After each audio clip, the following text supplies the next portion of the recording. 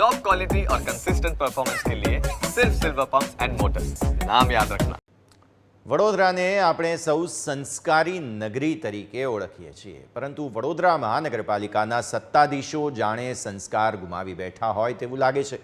ભારે વરસાદને કારણે એક તરફ શહેરમાં ઘૂસેલા વિશ્વામિત્રીના પાણીએ જે વિનાશ સર્જ્યો એ આખા ગુજરાત, આખા ભારતે જોયું, પરંતુ ખિસ્સા ભરવામાં વ્યસ્ત એ ભ્રષ્ટ સત્તાધીશોને જાણે આવા વિનાશની આદત પડી ગઈ છે, અથવા તો એ લોકોને આદત પાડવા માંગી રહ્યા છે। અને હવે સ્ટેન્ડિંગ કમિટીના ચેરમેન શીતલ મિસ્ત્રી વડોદરાને વિનાશથી બચાવવાને બદલે શહેરીજનોને વિનાશ લીલાની આદત પડાવવાની શિખામણ આપતા હોય તેવું સ્પષ્ટ જોવા મળ્યું।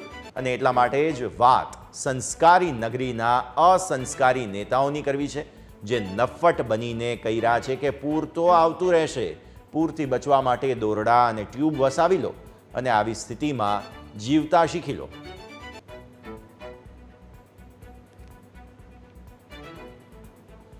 તો ચર્ચા આજે કરવાની છે વડોદરાના આ સંસ્કારી નેતાઓની, પરંતુ ચર્ચાની શરૂઆત પહેલા સ્ટેન્ડિંગ કમિટીના ચેરમેન શીતલ મિસ્ત્રીએ ગઈકાલે શું કહ્યું હતું એ આપને સંભળાવીએ।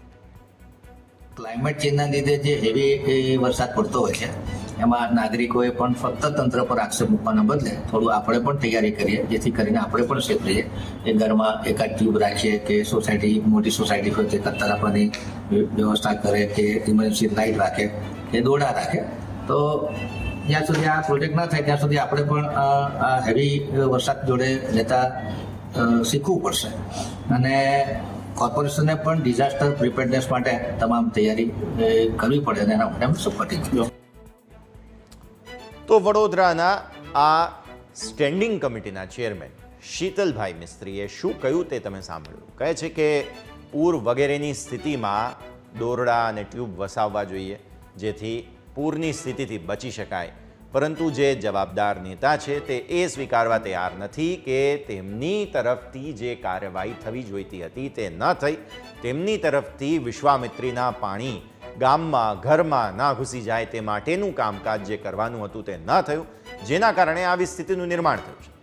એક તરફ વડોદરાવાસીઓ હેરાન પરેશાન થયા, લોકોના મૃત્યુ થયા, અને બીજી તરફ આવા પ્રકારના બેજવાબદારી ભર્યા નિવેદનો।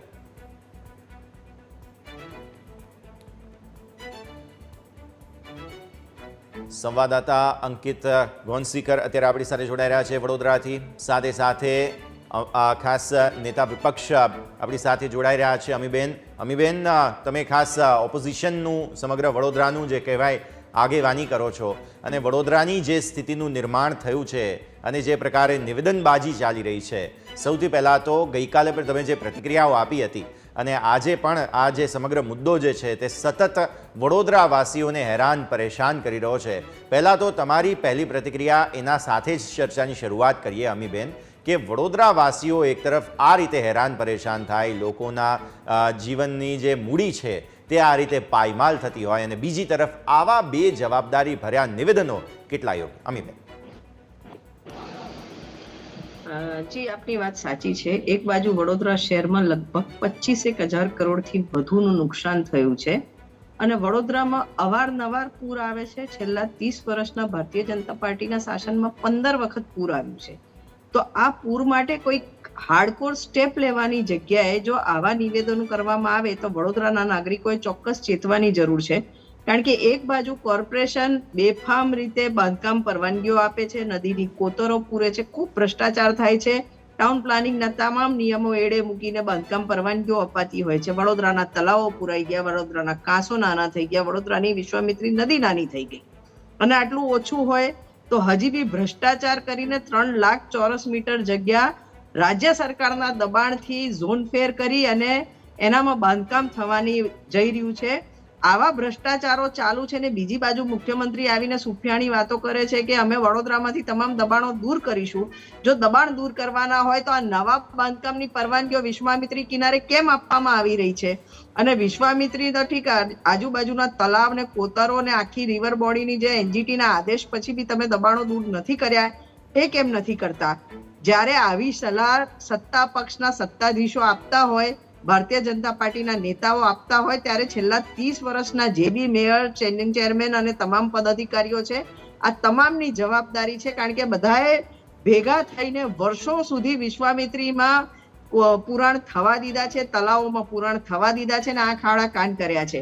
હવે વડોદરાને ઠોસ નક્કર કદમની જરૂર છે, કાર્યવાહીની જરૂર છે. ત્યારે બોટ અને તરાપા વસાવીને પોતાને એક અમે સ્વ બચાવ કરી શકીશું એવા સંતોષ માનવાની જે વાતો થઈ રહ્યા છે, આને અમે સખ્ત શબ્દોમાં વખોડીએ છીએ. જવાબદાર પદાધિકારીઓએ રાજીનામા આપવા જોઈએ અને જેમ ભારતના વડાપ્રધાન વડોદરા આવીને 2014માં એવું કહેતા હતા કે મા વિશ્વામિત્રીએ બોલાવ્યા છે, તો આજ દિન સુધી વિશ્વામિત્રી નિધિમાં 1 રૂપિયો નથી આપ્યો. ઇનફેક્ટ રૂપિયો આપવાની વાત દૂર, એમના જે અહીંયા પદાધિકારીઓ છે એમની પાસે એક પ્રપોઝલ બી વડોદરામાંથી બનાવડાવીને અત્યારે સ્ટેટ કે સેન્ટરમાં ફોરવર્ડ નથી કરાવી શક્યા કે ભવિષ્યમાં વિશ્વામિત્રી નદીનું આયોજન શું. આયોજનના નામે ફક્ત વાતો થાય છે, વડોદરાને પ્રેઝન્ટેશન બતાવવામાં આવે, નાગરિકોને ગેરમાર્ગે દોરવામાં આવે છે. હમણાં આવીને 1200 કરોડની જાહેરાત થઈ. શેના 1200 કરોડ? 25,000 કરોડનું નુકસાન થયું હોય ત્યારે તમે 1200 કરોડ એનાઉન્સ કરો છો અને એ બી કોઈ બી ઠોસ નક્કર પ્રપોઝલ વગર. વડોદરામાંથી ઓફિશિયલી એક બી પ્રપોઝલ જ જ્યારે સરકારમાં નથી ગઈ તો શેના 1200 કરોડ આપ્યા? આ તો ફક્ત અત્યારે નાગરિકોનો રોષ છે, એટલે રોષને કઈ રીતના ઓછો કરાય અને રોષને શાંત પાડવા માટે એક જાહેરાત કરી દીધી. પણ હકીકતમાં જો ગુજરાતના મુખ્યમંત્રી સિરિયસ હોય તો વિશ્વામિત્રી નદીના દબાણો ખોલે, નહીં કે અત્યારે જે રીતના ઝોન ફેર કરીને નવા બાંધકામની પરવાનગીઓ આપવા માટે ભ્રષ્ટાચાર કરીને આખી સરકાર અને તંત્ર વ્યસ્ત છે એ રીતની કાર્યવાહી થાય. વડોદરાના નાગરિકોએ બી સમજવાની જરૂર છે. જ્યારે તંત્રએ આ રીતે હાથ ઊંચા કરી દીધા હશે, જ્યારે એ કહે છે કે પોતાની વ્યવસ્થા કરી લેવાની, પોતે તરાપા અને હોડીઓ વસાઈ લેવાની, તરાપા વસાઈ લેવાના અને ટ્યુબ વસાઈ લેવાની, ત્યારે સમજવાની જરૂર છે નાગરિકોએ બી કે ફક્ત વાતો થઈ રહી છે. આવનાર દિવસોમાં પૂરની પરિસ્થિતિ વધુ વિકટ થશે. ક્લાઇમેટ ચેન્જ, ગ્લોબલ વોર્મિંગ આખા વિશ્વમાં ફિનોમિનન છે અને હવે વરસાદ એરેટિક થવાનો છે ને વધુ પ્રમાણમાં વરસાદ પડવાની શક્યતા છે જ. તો એના માટે પ્લાનિંગ અને આયોજન હોવું જોઈએ. પણ આવા તમારી વાત યોગ્ય છે. અમીબેન, હું તમારી પાસેથી આગળની પ્રતિક્રિયા જે છે એ પણ લેવા માંગુ છું. અમારી સાથે સંવાદદાતા અંકિત પણ છે. અંકિત પાસેથી પણ સમજીએ કે વડોદરાની કેવી સ્થિતિ હતી આ વરસાદમાં અને કેટલા હેરાન પરેશાન અંકિત જે છે તે વડોદરા વાસીઓ થયા. અને ત્યારબાદ બીજેપીના જે સ્ટેન્ડિંગ કમિટીના ચેરમેન છે તેમનું આવું બેજવાબદારી ભર્યું નિવેદન, વડોદરા વાસીઓ કયા પ્રકારનો પ્રતિસાદ આપી રહ્યા છે એ નિવેદનને અંકિત પહેલા એ જણાવો.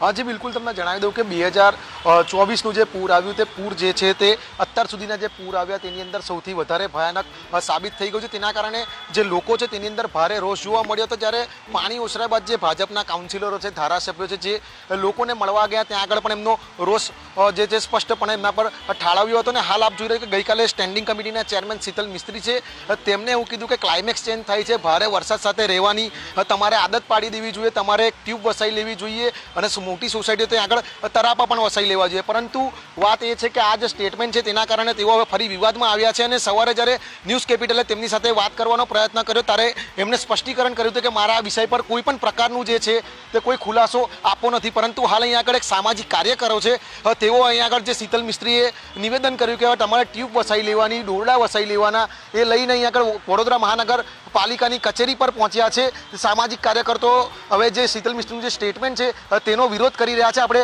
તેમની સાથે વાત કરીશું. અતુલભાઈ, શું કહેશો કે ટ્યુબ લઈને વિરોધ કરવા માટે આવ્યા છો? જે રીતના અમે વડોદરા શહેરના સામાજિક કાર્યકરો કમલેશ પરમાર, પંકજ દરવે અને અમે જે રીતના ચેરમેનનું સ્ટેટમેન્ટ આવ્યું છે કે વડોદરા શહેરની જનતાએ ટ્યુબ રાખવી પડશે, સાથે દોરડું રાખવું પડશે, તરાપો રાખવો પડશે, તો આ એક હાસ્યાસ્પદ નિવેદન છે. સાથે સાથે 30 વર્ષના શાસનમાં કશું જ વડોદરા શહેરની જનતા માટે કર્યું નથી એવું અહીંયા નિવેદન દેખાઈ રહ્યું છે. વડોદરા શહેરમાં જે રીતના અત્યારે હાલમાં પૂર આવ્યા, પૂરમાં જે રીતના તમારું ઘર ડૂબ્યું, મારું ડૂબ્યું, અમીર પણ ડૂબ્યો, ગરીબ પણ ડૂબ્યો અને સત્તાધીશોના કારણે ડૂબ્યો.